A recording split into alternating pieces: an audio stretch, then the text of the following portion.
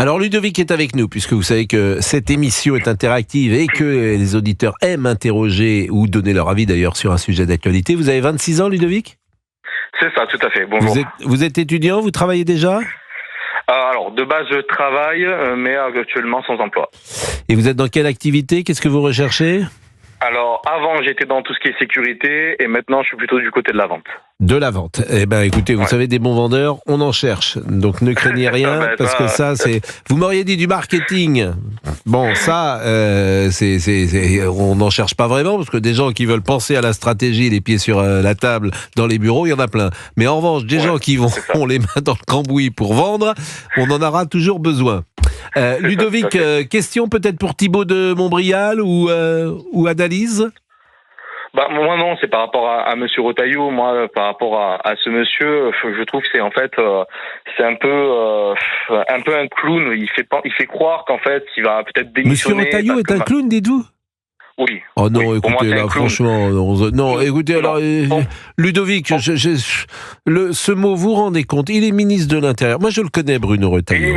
Je veux dire, on peut critiquer une politique, je vous assure, mais il est tellement engagé, tellement investi, il est tellement cohérent, il est tellement... Non, ça fait pas des années, il est ministre de l'Intérieur depuis moins d'un an. Oui, mais Monsieur Pro, ça fait des années que des soi-disant ministres de l'Intérieur ou autres... Mais c'est pas, ne faites pas d'amalgame, on parle de Bruno Retailleau.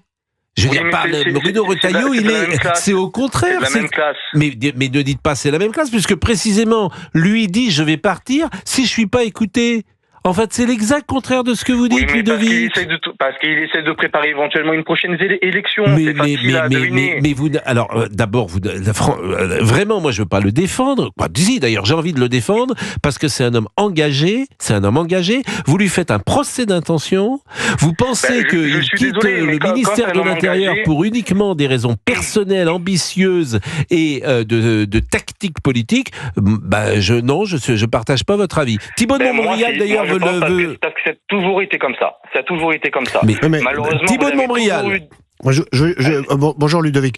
Je veux juste vous dire deux choses. D'abord, Bruno Retailleau a fait sur le plan réglementaire, c'est-à-dire sur ce qui relève des prérogatives de son ministère sans être obligé de passer par la loi, ce qui est compliqué compte tenu de l'équilibre, de l'absence d'équilibre de majorité à l'Assemblée. Il a pris un certain nombre de mesures qui sont des mesures techniques, mais qui sont des mesures importantes. Et puis ensuite, on peut pas reprocher à quelqu'un qui fait de la politique de constater que un certain nombre de facteurs sont bloquants et de dire qu'il y aurait des choses à améliorer. Moi, je pense que Bruno Retailleau, contrairement à beaucoup des gens qui ont occupé des fonctions sur des ministères régaliens depuis des années, il n'a pas changé de discours quand il est devenu ministre, et le fait de ne pas pouvoir faire les choses à cause de la situation actuelle, mais de réfléchir sur ce qu'il faudrait pouvoir faire, au contraire, ça me paraît toute la noblesse de la politique. Ludovic qui nous appelle, parce que Ludovic en même temps il appelle pour nous donner son avis, et puis on le contre immédiatement. Mais le mot clown m'a choqué. C'est pour ça, Ludovic. Il n'y a pas de souci, mais de toute façon, on est là pour en parler, il n'y a pas de problème. Mais du moment, en fait, qu'on se met avec Macron, qu'on sait que Macron, depuis des années, depuis, je crois, à peu près 7 ans, il nous le met, je vais pas dire le reste, il nous le met en tout cas bien profond. Je suis désolé, mais du moment qu'on va dans son équipe, qu'on dit de voter pour lui, etc. Non, il n'a pas dit de voter pour lui du tout. Bon. On va marquer une pause, on va continuer. Mais non. C'est un allié. Mais c'est pas un allié. Mais non. Les LR sont des alliés à Macron. Mais non. Mais si. Depuis le début. Je pense que c'est bien plus compliqué que ça. Mais non, on peut pas le dire comme ça. C'est-à-dire que vous avez un vote.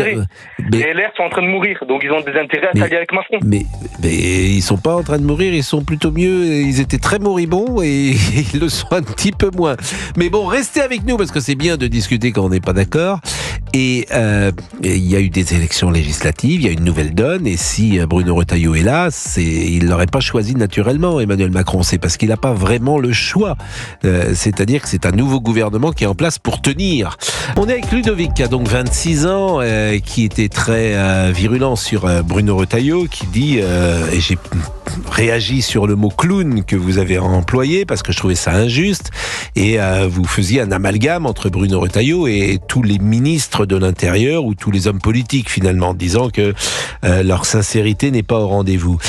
En ce qui concerne Bruno Retailleau, au contraire, le fait qu'il menace de démissionner devrait vous inciter à penser qu'il est raccord avec ce qu'il pense, puisque s'il n'est pas d'accord, il s'en va, Ludovic?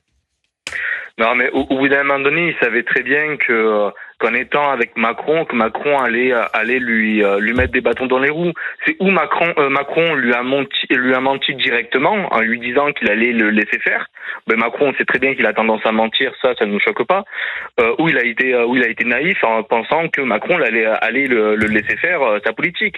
Surtout qu'à chaque fois que le RN, par exemple, a proposé des idées, à chaque fois on disait non, c'est impossible, et à chaque fois, après le gouvernement de Macron, on fait en sorte de reprendre un peu les idées de Marine Le Pen et Jordan Bardella. Donc pour moi, il est complice avec Macron. Voilà, c'est oui, naïf. Écoutez, c'est votre avis, j'arriverai pas à vous convaincre. Thibaut de Montbrial, on va vous laisser, et peut-être on n'a pas parlé de la possibilité de lutter contre les narcotrafiquants, mais manifestement la loi qui était prévue a été là aussi bien édulcorée. Un mot. Je suis un de ceux qui est pendu au signal d'alarme depuis quelques années sur l'évolution catastrophique du narcotrafic en France, avec son corollaire de violence extrême, y compris contre les agents de l'État. On se souvient de la fusillade d'Incarville au mois de mai dernier, les menaces contre les magistrats, une équipe qui a été arrêtée au pied du domicile du procureur général de Douai au mois d'octobre, mais surtout c'est la corruption. C'est-à-dire que moi je dénonce une sud-américanisation, Bruno Retailleau a repris mexicanisation, mais chacun comprend l'idée de notre pays.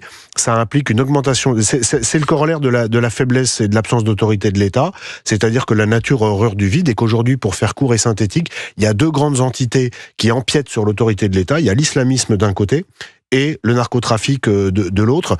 Et il faut faire extrêmement attention parce que les empires s'effondrent, les sociétés meurent, et nous sommes face à deux challenges qui font que des mesures drastiques doivent être prises. Le projet de loi narcotrafic est un projet de loi qui était à la base un bon projet, qui permettait d'aller dans la bonne direction, et il a été détricoté en commission. J'attire l'attention de chacun sur le fait que beaucoup de députés, y compris de gens dits favorables à ce projet, n'ont pas pris la peine d'aller en commission pour défendre les articles. On se retrouve maintenant avec une discussion parlementaire qui va être entamée sur la base d'un texte vidé de sa substance.